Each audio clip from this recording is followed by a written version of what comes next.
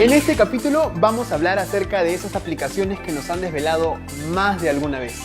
Yo creo que las apps son una herramienta que de alguna forma buscan resolver una problemática que la sociedad patriarcal nos planteaba a las personas LGBT. Vamos a conversar con Beltrán Horisberger, activista LGBTIQ+, comunicador y modelo. Tendríamos que acompañar el uso de las plataformas como usuarios de las apps de cita con nuestra deconstrucción y tratar de proponer una ética vincular y una responsabilidad afectiva 2.0.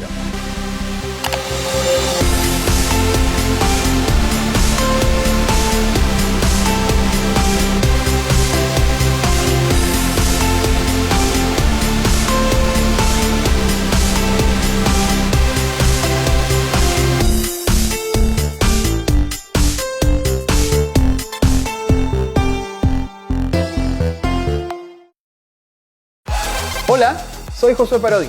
Para quienes no me conocen, soy un actor, gestor cultural y creador de contenido LGBTIQ+ peruano. Actualmente soy parte del podcast Calla Cabro. Bienvenidos a El Orgullo Nos Une, Voces de Latinoamérica. Un videopodcast para conversar, reflexionar y conectarnos. Presentado por AHF Latinoamérica. En este capítulo vamos a hablar acerca de esas aplicaciones que nos han desvelado más de alguna vez. Mirando y pensando en la posibilidad de conectarnos con alguien, por diferentes motivos. Búsqueda de sexo, de explorar, de conocer, o en este tiempo que hemos vivido distanciados de un poco de compañía. ¡Ay! ¡Qué trasero tiene ese! Bottom con cuerpo de Jimmy, con lugar.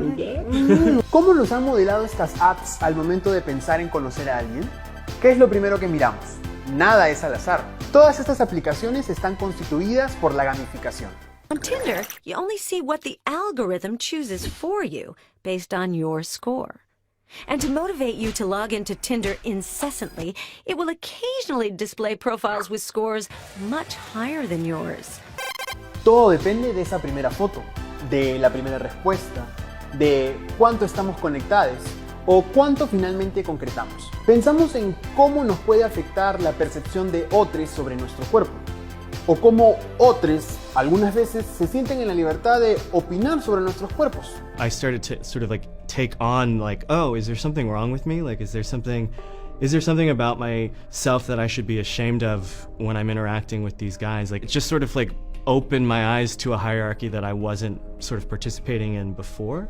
¿Sabías que en noviembre de 2020 se realizaron 848.300 descargas de la aplicación Tinder en Latinoamérica? Y Grindr se descargó 152.600 veces, de las cuales el primer puesto es de Chile con 60.000 descargas y Brasil en segundo puesto con 35.300. Non-binary, non-conforming, queer, cross-dresser, all of that. Do we have a shift button where we can just get the mouse and click all of that? Está claro que el panorama de las citas, la búsqueda del sexo o del amor está en mano de estas apps. Pero ¿qué pasa cuando no recibimos estos mensajes? ¿Qué pasa cuando sentimos que no nos vemos lo suficientemente bien? When you've had a bad day or someone's rejected you, you don't take time to calm and think, you know, what was that? You go straight back onto the gambling app to boost your self-esteem, to make you feel better. Like, I'm still cute, like that didn't work out, but I'm still attractive, these guys still want me. La ansiedad, la inseguridad o la autocrítica toman un rol protagónico. Nos vemos en una condición binaria constante del swipe. Iniciar conversaciones rápidas y tomar la decisión si continuamos o desaparecemos. ¿Les suena el concepto de ghosting? El ghosting es cuando llevamos un tiempo hablando con alguien y de pronto desaparece, sin avisarnos, sin decir más, dejándonos con una incertidumbre y una angustia que al parecer hoy significa un adiós o un ya no quiero hablar contigo. ¿Por qué lo hacemos? He said, yeah, cool, when? And I told him that I'm pretty much free, just to let me know. And then never responded. You know what I hate? I hate when people do that and they don't respond, but then they'll respond to something on your Instagram story. And I'm like, what are these mind games that I didn't sign up for but I'm playing? Otro tema que rodea el mundo de las apps de citas es cómo nos presentamos o qué foto escogemos. Esto ha hecho que ciertos patrones patriarcales, normados o binarios generen muchas veces discriminación o marginación, con un lenguaje que se aleja muchas veces de una conversación simple, sino que lleva a generar una opinión sobre el cuerpo del otro, de manera violenta, agresiva o normada. Esto es lo que se conoce como body shaming. You're short, you're bald. You should be honored that I would let you suck my dick. You're not taking care of your body. I could never be with someone like you. I didn't have a right to reject him because I was fat. I always had to deal with people prejudging me for being big. And yes, I'm confident now, but this confidence hasn't been here always. Les quiero compartir un texto de Andrea Ocampo, filósofa y comunicadora de Chile. Hay que cambiar el imaginario patriarcal de los cuerpos hegemónicos. Y esa estrategia tiene que venir desde el lenguaje y el sentido común, porque no se va a dar a través de la institucionalidad. Y para seguir hablando del tema, vamos a conversar con Beltrán Horisberger, activista LGBTIQ+, comunicador y modelo. ¿Cómo estás, Beltrán? Bienvenido a El Orgullo Nos Une. Hola, muchas gracias por invitarme. Gracias por estar con nosotros. En este episodio hemos hablado un poco acerca de las apps de citas y cómo estas nos han impactado de alguna manera en cómo nos vinculamos al momento de buscar sexo, opinar sobre nuestros cuerpos, etc. Para empezar, yo quería preguntarte, ¿crees que estas aplicaciones han profundizado imaginarios patriarcales en la búsqueda de sexo, en cómo nos conectamos con otras personas? Y también, ¿cómo es que otros tienen la libertad de opinar sobre el cuerpo de otros? Y en los casos, por ejemplo, cuando no tenemos responsabilidad afectiva. Con respecto a las apps de citas, me parece que son una herramienta muy útil que inicialmente empezaron queriendo romper de alguna forma o queriendo resolver una problemática que se enraizaba o que era como consecuencia de una problemática patriarcal. Que es justamente la exposición de las personas LGBT a la hora de buscar pareja o intereses románticos o relaciones sexuales. La exposición que sufrían las personas LGBT al no tener un ambiente seguro o un ambiente por lo menos donde ya la segmentación de, bueno, acá va a haber personas interesadas en personas como yo, en mi mismo género, bueno, como queramos decirlo, en mi identidad sexual, no estaba. Y en el ámbito público generalmente eran las discotecas o las noches. Yo creo que las apps son una herramienta que de alguna forma buscan resolver una problemática que la sociedad patriarcal nos planteaba a las personas LGBT. Pero al mismo tiempo las personas LGBT somos seres de esta misma sociedad, estamos inmersas. Nuestras personalidades, nuestra forma de vincularnos no estaba libre de estos mandatos patriarcales, por lo tanto todas esas tradiciones fueron llevadas de alguna forma y se transformaron en una especie de patriarcado vincular 2.0 en las aplicaciones de cita. Y al final resultaste más ingenua que Juancito, mi amor. Nada de esas redes sociales es verdadero y con suerte el que te pide guita es el más genuino de todos. Sí, igual yo lo tenía, chicos, de aburrido. Porque es una paja mental, te metes ahí, qué le gusta, qué distancia está, qué le pasa, qué quiere. Como si conociéramos a alguien. Bueno, yo me reencontré con mi amor del secundario, no les conté. Funciona como una red social basada en la imagen, basada en las pocas palabras que podemos decir de nosotros, y que a medida que los usuarios trasladan estas problemáticas patriarcales, estas tradiciones patriarcales, se les solicitaba a la app que se agreguen categorías que eran en tanto patriarcales discriminativas, ¿no? Como estado serológico, como tribus. El objetivo de las tribus era generar espacios seguros y elevar a las personas a una sensación de autoconfort. Y terminó en el entrecruzamiento de las personas queriendo vincularse con alguien de otras tribus gays, terminó generando un montón más de violencia. Even if you try to explain to people nicely and you think they're trying to be nice to you by asking these questions, at the end of the day they're just trying to make you feel bad because they have this preconceived notion that they're being emasculated because they're finding us trans folk attractive. Entonces, tendríamos que acompañar el uso de las plataformas como usuarios de las apps de cita con nuestra deconstrucción y tratar de proponer una ética vincular y una responsabilidad afectiva 2.0. Un concepto que hemos escuchado muchísimo a lo largo de este episodio es el del body shaming. ¿Puedes comentarnos un poco más acerca de él y qué impacto tiene? La mayoría de estos conceptos generalmente son anglosajones, ¿no? El sizeism, el body positive, el body shaming, el body neutral. En ese origen traen un problema consigo y es que no son pensados y definidos en un territorio latinoamericano, o sea, no son pensados y definidos tal cual, acorde a la manera en la que las personas latinas nos vinculamos. En general, no tenemos, como Latinoamérica entera no puede cumplir con el estereotipo vivencial adolescente del horario del almuerzo y de que cuando algo se viraliza, caminás por el típico pasillo donde están los lockers y todo el mundo te mira por ese video que se viralizó tuyo. Lo vimos en todo, desde Mingers hasta Euphoria y en adelante. Entonces, estos conceptos anglosajones nosotros necesitamos poder también trasladarlos y traducirlos, pero traducirlos a nivel sociológico a nuestra cultura. Nosotros no avergonzamos a las otras personas por su cuerpo de la misma manera en la que sucede en Estados Unidos o que relata la ficción y el activismo estadounidense, pero sí vemos en las apps dinámicas donde la diferencia corporal es jerarquizada y señalada en base a esta jerarquía con un capital sexual. La diferencia corporal es señalada, la persona gorda es señalada, la persona con mucho vello corporal es señalada, y esa otredad en ese momento en el que se caracteriza, se tipifica y se le señala y se le pone como esa zoología, como el Pokédex gay, se es jerarquizada. Vos sos menos que la persona musculosa, depilada, hegemónica, en general blanca, en general con rasgos europeos, etcétera, etcétera. Even though gay men themselves belong to a marginalized community, they can, and often do, perpetuate the oppression of others. In fact, a recent survey of over 850 gay men of color in the UK shows that more than 2/3 of individuals who identified as Black, Asian, South Asian, or mixed race reported encountering racism on gay dating apps. Survey says, racism. En ese mismo sentido, así como trasladamos el patriarcado a las apps, trasladamos el imperialismo a las apps y el body shaming se vuelve una costumbre que nosotros necesitamos trabajar desde otro lado. Entonces, en ese sentido, el body shaming no es lo mismo.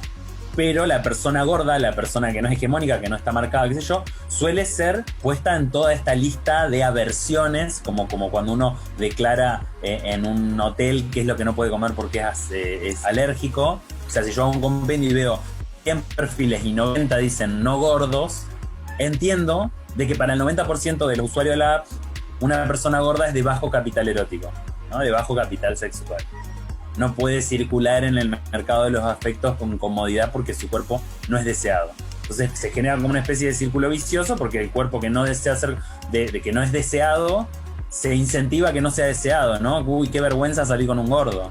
Qué vergüenza que te vean con un gordo. O si te salís con una persona gorda, ya sos a alguien que le gustan los osos. Y no puedes simplemente vincularte con esa persona porque te gustaron otros aspectos de su personalidad, los idiomas que hablan, no sé, su cultura. No, tiene que ser la diferencia corporal la que nos ordena a nivel afectos, digamos, en las aplicaciones.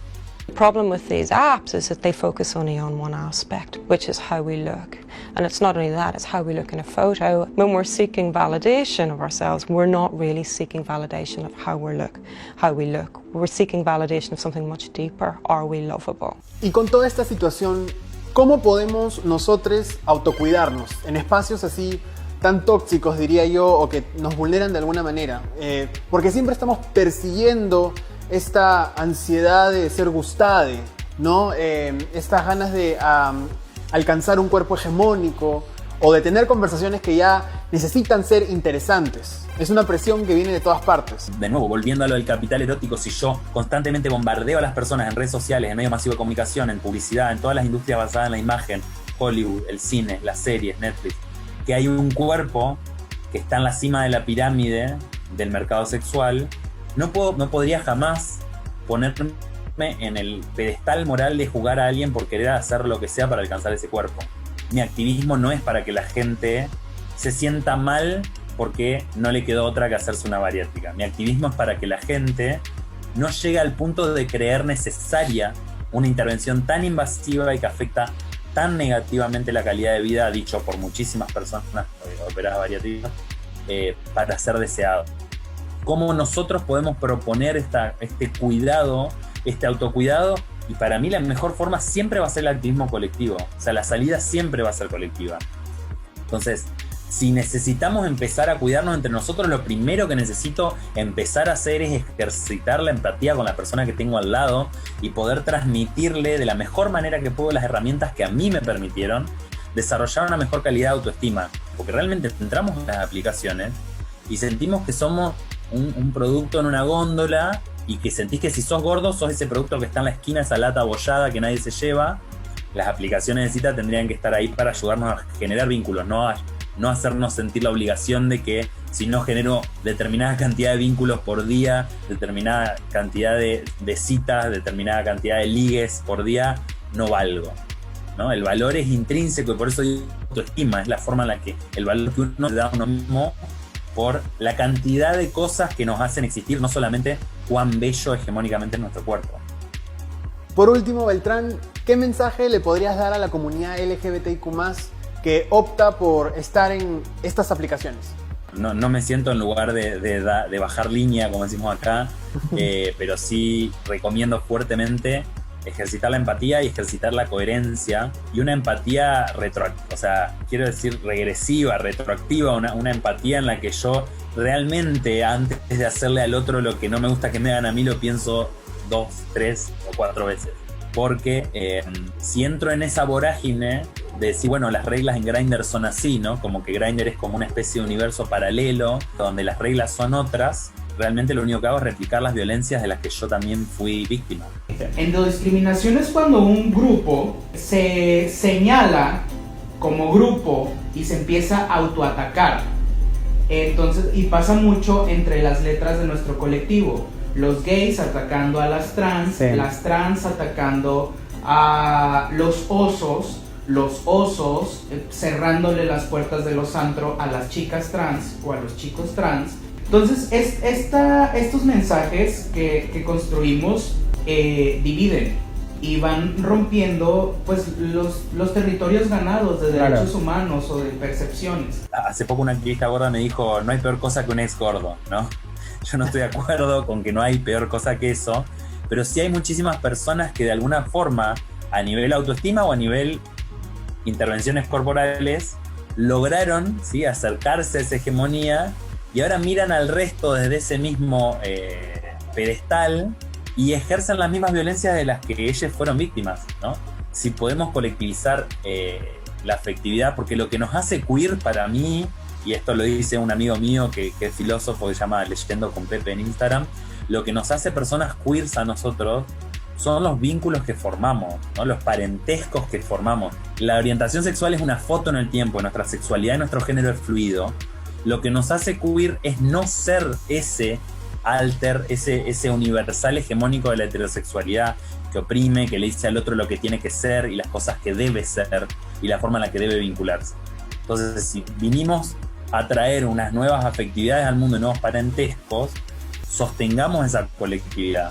Y no necesariamente tengo que abrir una app para concretar una relación sexual. Quizás me encuentro con una persona con la que puedo formar una red, un lazo, un vínculo, una amistad que refuerce esa sensación de colectividad para sentirme también un poco menos solo y que sentirme menos solo no sea el único sinónimo de eso, sea terminar en la cama con alguien. Qué interesante escucharte, Beltrán. Me quedo con lo de empatía. Muchísimas gracias por acompañarnos en El Orgullo Nos Une. Te mando un abrazo a la distancia. Chao. Muchas gracias. Chao. Y así terminamos un nuevo episodio de El Orgullo Nos Une. Muchas gracias por acompañarnos. No olviden compartir este episodio en todas sus redes y suscribirse al canal de AHF Latinoamérica en YouTube. Chao.